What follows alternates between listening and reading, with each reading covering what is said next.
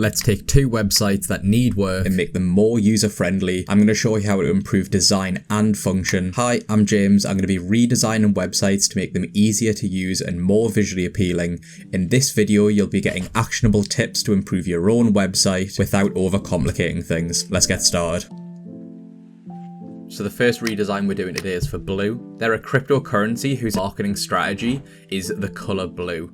It's so simple but creates so much intrigue, and their website kind of reflects this by how simple it is. During this redesign, I'll be keeping it as simple as possible. This is the strategy that they've seemed to be taking for their marketing, so I'll be using this to my advantage by creating a super simple, sleek, clean website.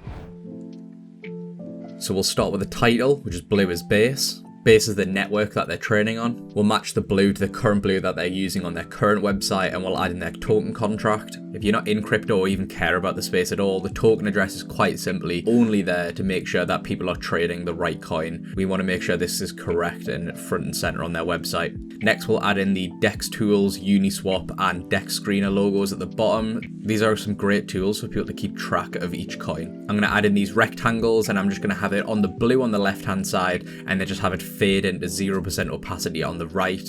And then they're going to duplicate that. We'll add them into a stack, and then we'll knock the opacity to 0 on the top half, and the bottom half will stagger them from 80% width down to 20%, which creates this nice staggered gradient rectangle effect. And then all we'll do is duplicate that onto the other side and flip it around. Finally, I'm going to export these rectangles into Photoshop and then give them a nice grain effect.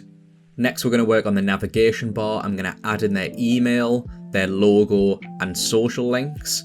I'm going to space these out, and similar to the previous video, the width of the email is identical to the width in the box of the social icons. This is going to ensure the blue logo remains in the center. Finally, we're going to add in the animations. We're going to stagger these as well, and we're going to have them slide up from the bottom, just keeping that nice and simple.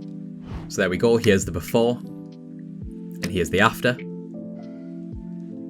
and here's the before, and finally here's the after.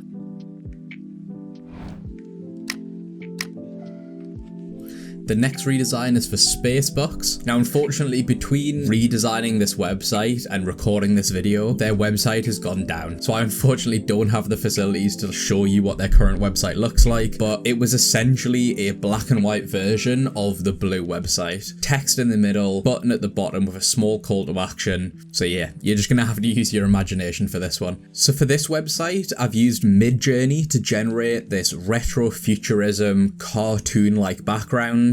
And here's the prompt I've used for Midjourney.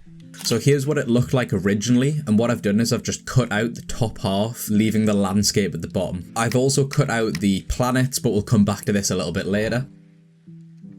So I'm going to start by putting our new cutout background. We're going to place it at the bottom of the hero section. Next, I'm going to add in their logo, which is just the name of their brand, and then also a little tagline here at the top. Next, I'm going to add in a sub-headline, followed by a buy button, and finally a prompt for people to check out their Discord community. Next, I'm going to bring in the navigation bar. Similar to the previous redesign, we're going to keep it almost the same, but this time we're going to have social icons on the left, logo in the center, a hamburger menu icon on the right. And again, we'll make that hamburger menu icon inside of a box, which is the same width as the social icons, which again keeps the logo in the center. Next, we'll bring in the planets I was mentioning earlier. I'm just going to lay these out across the page, and I'm just going to toggle the Z index, which is Framer's way of positioning items in front or behind of each other.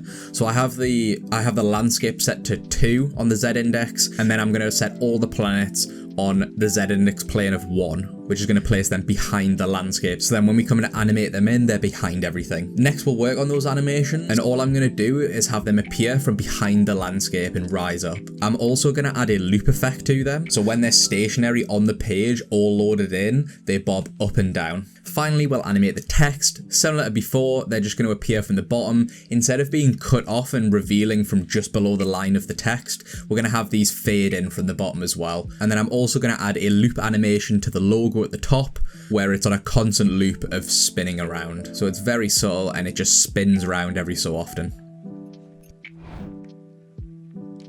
Here are both the redesigns, the before and after of the first one, and my take on the second. If you would have done something different or taken a completely different route with these redesigns, let me know what you would have done. Leave a like on the video and subscribe for more redesigns. Thanks for watching.